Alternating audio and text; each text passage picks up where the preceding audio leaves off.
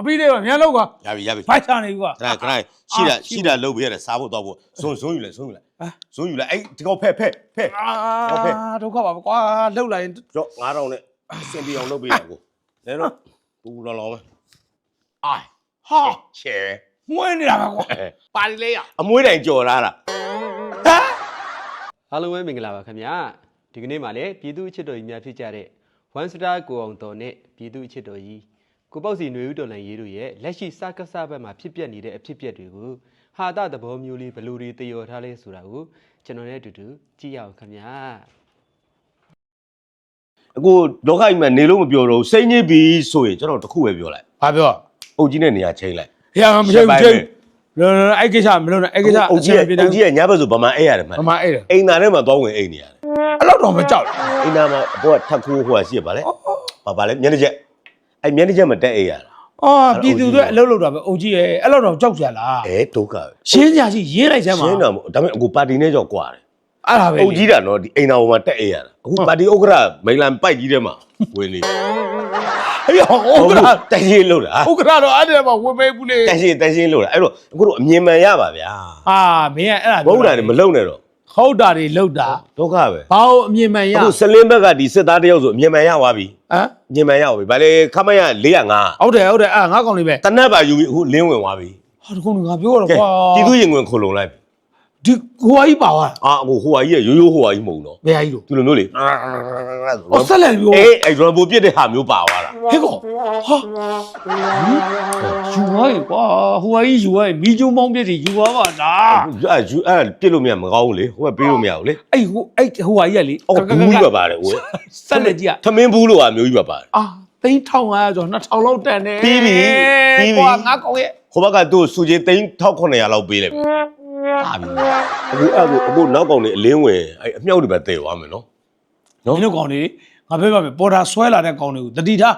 းနော်စစ်သားအစ်စ်တွေကိုတတိထား ဒီတာ ကိုကြည်နဲ့ကိုပြန်ပြစ်ခံရလိမ့်မယ်နော်မင်းတို့ ကိုကြည်ကြောက်တယ်နော်ကိုကြည်ကိုကြောက်တယ်နော်ဘာဖြစ်လဲ ကြည်စံ အေးလေကြည်စံကိုပြောတာလေ အေးစကားကိုလေအနောက်သွားမလွတ်တာမပြောနဲ့ ကြည်ကြောက်တော့ဒီတယောက် ရ အေးကြည်စံကြောက်တယ် ကြည်စံအဲ့လို ကြည်စံကြောက်တယ် အေးအဲ့ကြောင့်ငါကိုလည်းပြောတာ ဘာပြောတာ တိုင်းပြည်မဖွံ့ဖြိုးမတိုးတက်အကြောင်းရင်းက तू မကောင်းလို့လေ ဟောသူမကောင်းတော့ ဟော သူလောက်တာလည်းမဟုတ်ဘူးတဲ့ပါတီကလောက်တာလည်းမဟုတ်စစ်တပ်ကလောက်တာလည်းမဟုတ်ဘူးတဲ့ ဘယ်လိုလဲပြော လောက်တယ်လို့ရှိ ကဲဘယ်လိုလဲပြော ပညာရေးနှိပ်ပါသွားကြတာ ဟာ တိုင်းပြည်ထဲမှာရှိတဲ့လူတွေအကုန်လုံးကပညာရေးနှိပ်သွားကြတာ ဟောဒီတိုင်းပြည်အခုလိုဖြစ်နေပညာရေးမကောင်းလို့ ပညာရေးမကောင်းလို့ အဲ့ဒါဘင်္ဂနာပြောတာလေ ရုရှားသွားတဲ့ငနာကြီးလေ ဟောငါတလောက်သားတယ်ငါသား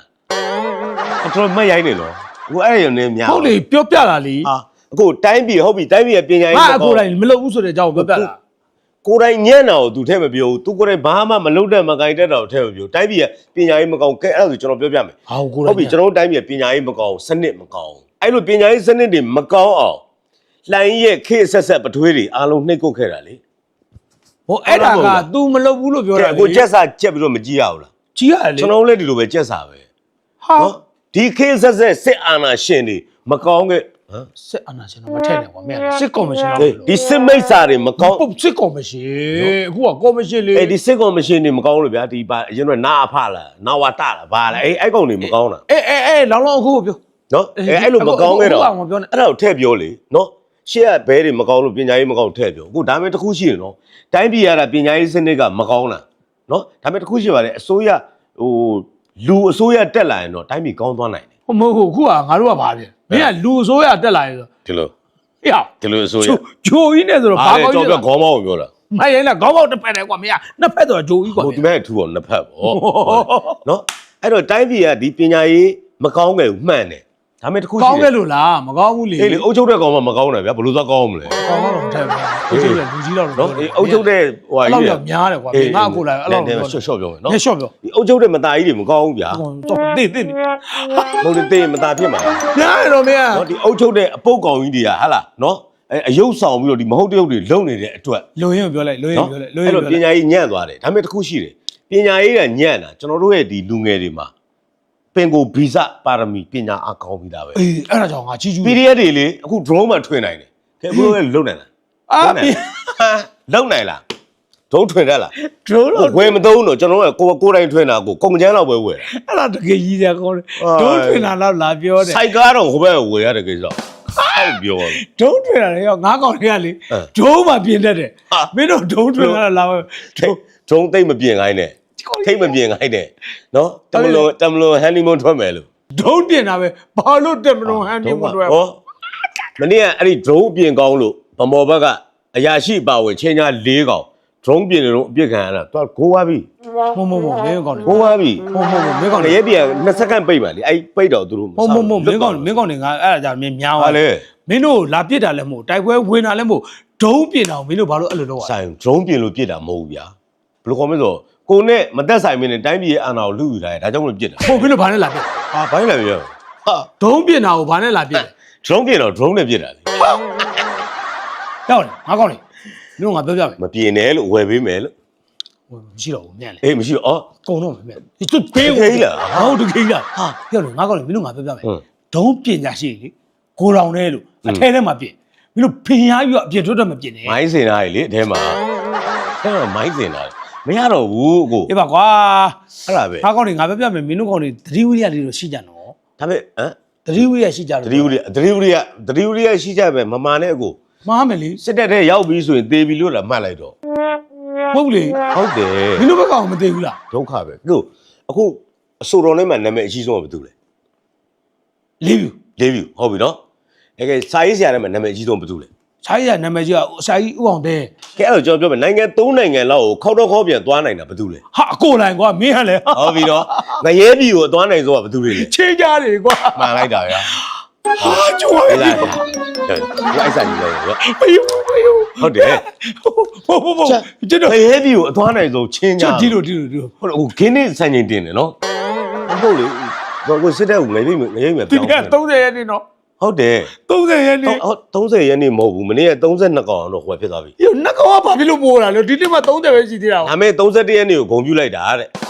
တယောက်ကအစ်စ်ပါသွားတယ် ကျန်ကျန်ဖမကွာ ဟိုမဟုတ်ငရဲပြည်ကသူက2စက္ကန့်ပိတ် ဟောလာပြန်ပြီကွာမ အဲ့ င်း ပိတ်မှသူကအပိတ်မခံဝင်ပါဗျာ အမေတို့ငါကောင်နေမြအပေဖျားဖူးမကမန်းကနေမြသွားနေပဲတင် မ နေ င်းကဖျားဘူးဘုံလိုက်ကြလေကုသိုလ်ရမှာမဟုတ်ဘူးလုံးမနေနဲ့တော့ကျွန်တော်စာရေးယူ ဘာမှဘုံကျဲလို့ကဲမင်းဘုံကျဲတဲ့နေရာပြောသား ဒုက္ခ ဘယ်မှာကျဲလို့ ဘုံကျဲနေပြအောင် ကဲပြောပဲနေရာ ဖုံးပြီဟုတ်ပြီဘုံကျဲနေပြ ကဲပြ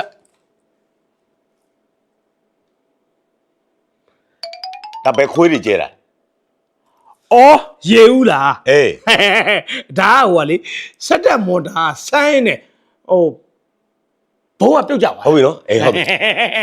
ဟုတ်တယ် ကဲဒါပဲငနာတွေလေ အော်ပလက်ဝလား ဟုတ်ပြီနော် အဲ့ဒါပလက်ဝအင်းရှိတဲ့ထင်လို့သွားကြည့်လိုက်တာ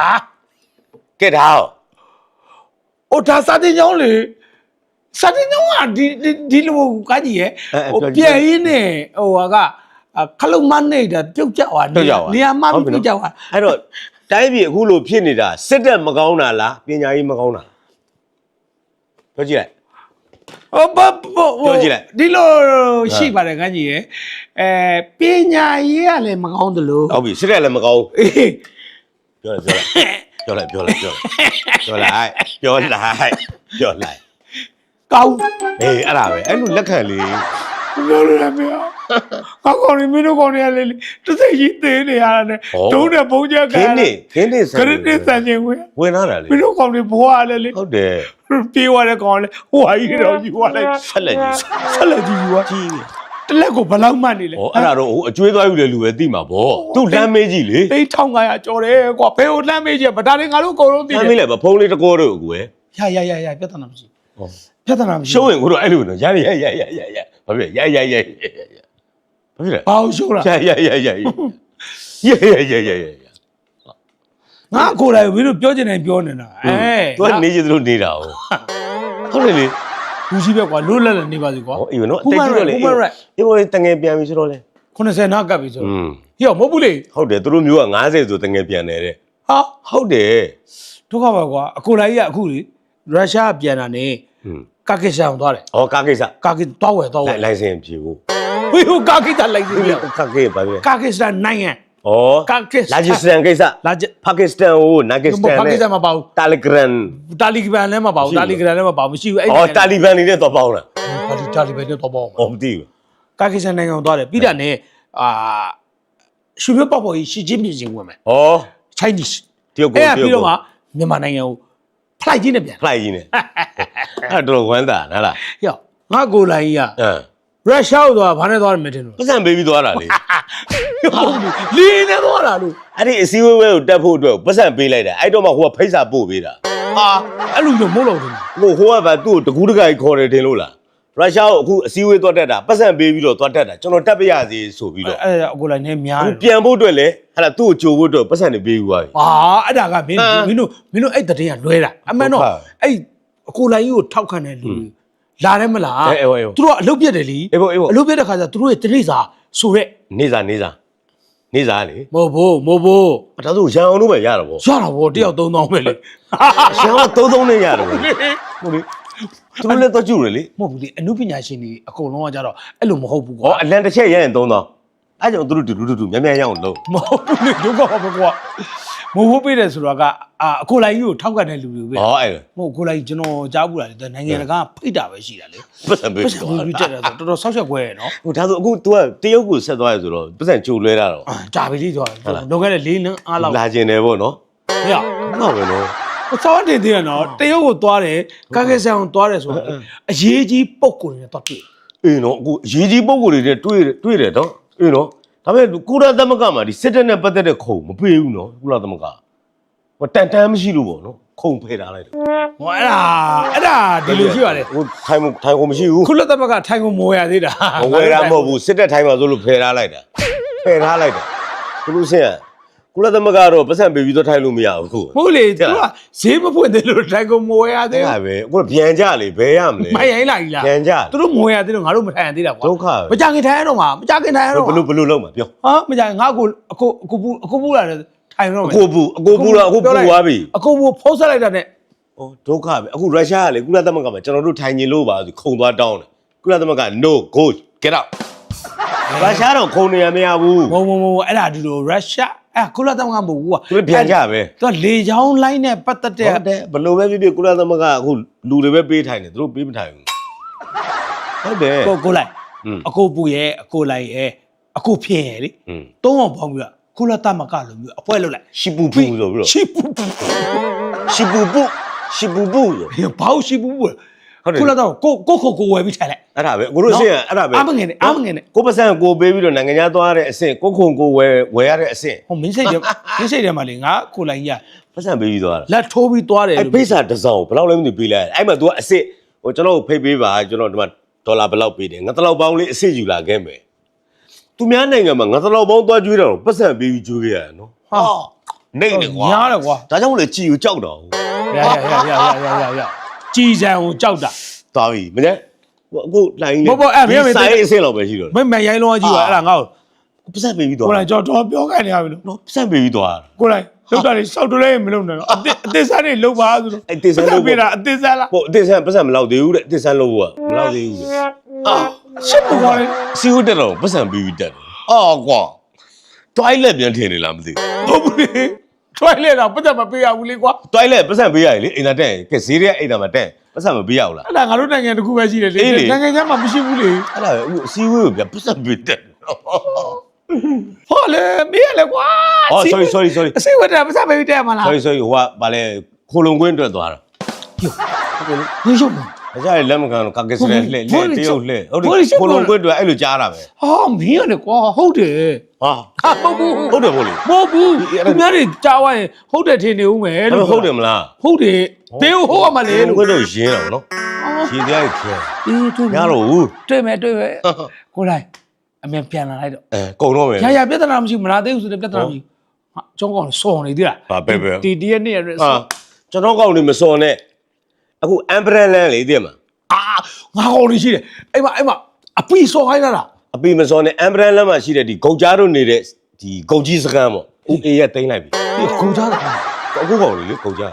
ဟုတ် အခုကောင်လေးနေတဲ့အဲဂုတ်ကြီးစကမ်းကိုအေးရတိမ့်လိုက်ပြီ ချင်းညာစကားလို့ပြောလိုက်ကွာရပါတယ်ကွာ အေးဂုတ်ကြားတို့နေ ခုံ တဲ့ ကြဆိုတာဘာကောင်ဖြစ်သွားပြီလဲမင်း အေးလေဟိုဟာကြီးပေါ့အဲဂုတ်ကြားတို့နေတဲ့ဂုတ်ကြီးစကမ်းကိုအခုအေးရတိမ့်လိုက်ပြီ ခုံကြီးစကားအကြီးလေ အကြီးဂုတ်ကြီးရောလက်ပင်ရောမေးစီရောအကုန်ပါသွားတာ အဲ့မှာစကားနှစ်ခုရှိတယ်လေ တစ်ခုလုံးပါသွားပြီ နော်ကိုလိုက်မဟုတ်အဲ့လိုအချိန်မှာအခုချင်းကလည်းချင်းကာဝေးတက်တယ်လေအခုတပ်သားသစ်တွေတင်းနှင်းစင်းပြီတင်းနှင်းစင်းမွေးလို့ပြီတင်းနှင်းစင်းပြီတာနဲ့ ဘာလို့ဘူး စစ်တပ်ကိုပြုစုဖို့ ဘူးလေကွာဟေးကောင်နေမင်းတို့ကောင်တွေကစစ်တပ်ကအဲ့လောက်ထိပြုစုကြမလို့ ဟုတ်ရှိတယ်ဗာလဲကျွန်တော်တို့ဒီအန်ယူဂျီလည်းအခုပြောပြီဟိုဟာလေဗမောက်မျိုးတိမ့်လိုက်တယ်မလား အေးလေအဲ့ဘာဖြစ်လဲသိလိုက် ဗ တာ မောက်မျိုးတိမ့်လိုက်တာအထာရှိတယ်ဗျာအကိစ္စရှိတယ် မသိလိုက်တာသိတယ်ငါတို့ကပြန်ပြီးစုပ်ပေးထားတာလေ ရိုးရိုးတိမ့်တာမဟုတ်ဘူးဗမောက်မျိုးတိမ့်လိုက်တာအထွေထွေထိုးစစ်ကြီးစဖို့အတွက်ကိုတီးလုံးအစမ်းတိုက်တာတီးလုံးအစမ်းတိုက်တာ ဟာဘယ်ကောင်ပြောတာ နေဖို့လက် ဟိုမြင့်မဲ့တဲ့ကောင်လေး အေးတီးလုံးအစမ်းတိုက်တာ ဟာဒီကောင်လေးရတော့ကွာ သွားပြီ တရားလုံးဟောကြီးကွာ ဒီလိုအင်ထိုမလာသေးဘူးတော့ကိုပြီးဆိုလိုတွေပဲလာမယ်ကွာ အခုလိုက် နော် အမြန်ပြန်လိုက်တော့ အဲ့မှာ24ပါးကိုဗျာဒိုးကအုံကြီးကြိုင်ပါရှိတယ် အခုလိုက်အမြန်ပြန်လာလိုက်တော့ ကုန်မယ်ဒီမှာကုန် ဒီမှာဒီတီးလုံးအစမ်းမဲ့ကြည့်တယ်အစိန်တော်မမိလိုက်ဘူးပြတ်သွားမယ် စမ်း နော် တိုက်တာတီးလုံးအစမ်းတိုက်တာနော် ဟုတ်တယ် ဟုတ်တယ်လေ ခုမှတတိရတယ် ဟုတ်တယ်ဂုံကြီးကိုတိမ့်လိုက်ပြီ ကိုကြီးကိုကြီးတိတ်တာပြောတာမဟုတ်ငါကောင်လေမင်းတို့အားရှိဖို့လိုတယ် တီးလုံးအစမ်းတိုက်တာနော်အစမ်း အစင်လာတော့မှာအဲ့တော့မင်းတို့တွေမဟုတ်ငါပါအားရှိဖို့လိုလာပြီကွာ ကျုပ်တော့လေအိမ်မှာသွားအိမ်မှာအားတယ်မို့ မင်းမှာဘာရှိတယ်ချလိုက်ကြ ဟောလကားမရဘူး အေးအောင်အလကားစားမှာပတ်သက်9000ပေးမယ်အခုလွှဲပေးမယ် ဟုတ်ရှိတာပဲရမယ်နော်ကို အေးအောင်ချိတဲ့ဟာစားမယ်ကွာ ရှိတဲ့ဟုတ်ပြီ ဒီကအားရှိဖို့ အားရှိဘူးအေးဟုတ်ပြီရှိတယ်စားမယ်နော်ဟုတ်ပြီ မ9000လွှဲလိုက်ပြီ ခဏပဲစော့ခဏပဲစော့ကိုကြီးတော့မများနဲ့နော် အားရှိဖို့လိုလာပြီဟေ့မပြီးသေးဘူးမြန်လောက်ကွာ ရပြီ ဖိုက်ချနေပြီကွာ ခဏရှိတာလုပ်ပေးရတယ်စားဖို့တော့ဖို့ဇွန်းယူလိုက်ဇွန်းယူလိုက်အဲ့ဒီကောဖက် အာဒုက္ခပါကွာလှုပ်လိုက်ရင် ကြော့9000နဲ့အစင်ပြေအောင်လုပ်ပေးရကိုလဲတော့ပူလောင်လောင်ပဲ အာဟာ ချဲ မွေးနေတာပါကွာပါရီလေးရ အမွှေးတိုင်ကြော်လာတာ ဟမ် ရှိတာချပေးတာလေစားစရာသူ အခုတော့ရဲ့အမွေးတိုင်းလေးတိုင်း ကြော်ရတာလေ အမွေးတိုင်းလေးတိုင်းကြော်တာကြားဘူးလား ရှိတာချပေးတာလေ ဟုတ်မလေးကြုံစရာမရှိဒီအမွေးတိုင်းလေးတိုင်းကို9000နဲ့ကြုံရတယ်လို့ကွာ ဒါလေးကတော့ကျွန်တော်တို့လက်ရှိမြန်မာနိုင်ငံထဲမှာဖြစ်ပျက်နေတဲ့ဒါလေးကိုကျွန်တော်တို့ကဟာတာသဘောမျိုးလေးနဲ့ဒါဗီဒီယိုလေးကိုတင်ဆက်ပေးတာဖြစ်ပါတယ်ဒီဗီဒီယိုလေးကိုကြိုက်နေတတ်တယ်ဆိုလို့ရှိရင် like and subscribe လေးလုပ်ပေးကြပါဦးများများလေး share ပေးကြပါဦးခင်ဗျာအားလုံးကိုကျေးဇူးတင်ပါတယ်ခင်ဗျာ